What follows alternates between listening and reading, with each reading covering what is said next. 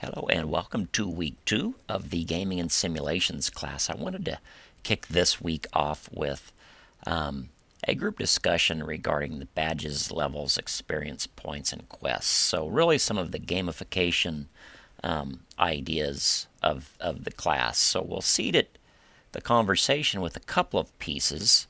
And I know last week on Wednesday, one of you guys mentioned that you were familiar with Chris Haskell, and I think mentioned that you took a class from him, which is pretty cool. The first piece we'll read and respond to is by the 3D Game Lab. It's a piece on gamification in general, badges, experience points, things of that nature. There's a brief video here. It's about 5 or 6 minutes, and then there are a couple of reading pieces, understanding quest-based learning, and this quest design piece. So the ideas can go well beyond the 3D Game Lab application when they do refer to it. So know that this is more of a general gamification kind of discussion and the ideas.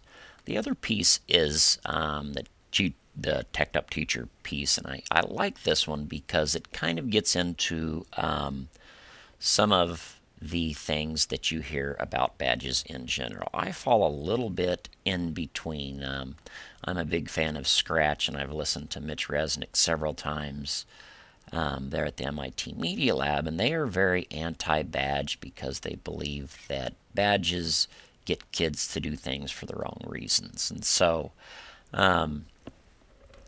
part of me kind of understands that kids, when you say, okay, you get a badge for this particular quest or for this particular skill, they end up doing the skill not because they're really intrinsically motivated to do it, but because they get this badge or award. So that's kind of where this piece begins its discussion.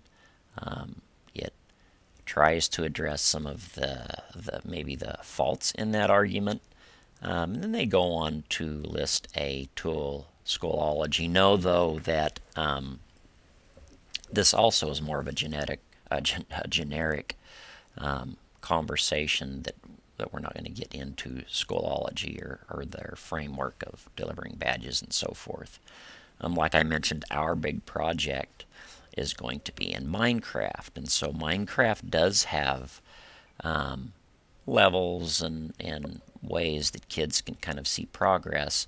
What I tend to do, and that's usually in the game mode, in the creative mode, there's really not a good way of doing that. So I maintain a separate website, or sometimes even if we're in a big class and everyone can see it, I will do it on a big dry erase board so that everyone sees each other's progress, the team's progress. And so when we have a quest, when we have a achievement that or a thing that we're trying to accomplish, there are benchmarks down the way so that the team understands where they are, the individuals understand where they are in their quest, basically.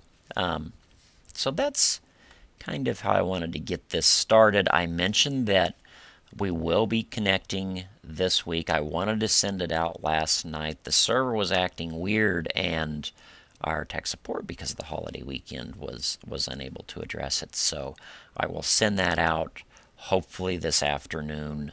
Some of those issues are addressed.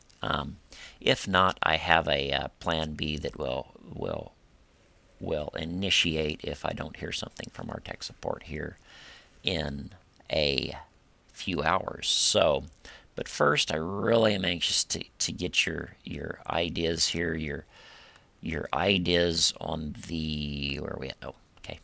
Your ideas on the previous discussion, the Jane McGonigal piece they were awesome. I loved reading these. They ran the gamut, and I found them very intriguing. So let's kind of kick this week off. Let's hopefully be looking for, after you've had a chance to review this material, respond and see others ideas. We'll kind of jump in Minecraft here later this afternoon, early tomorrow, I hope, and really start to explore the gamified ideas within that environment itself.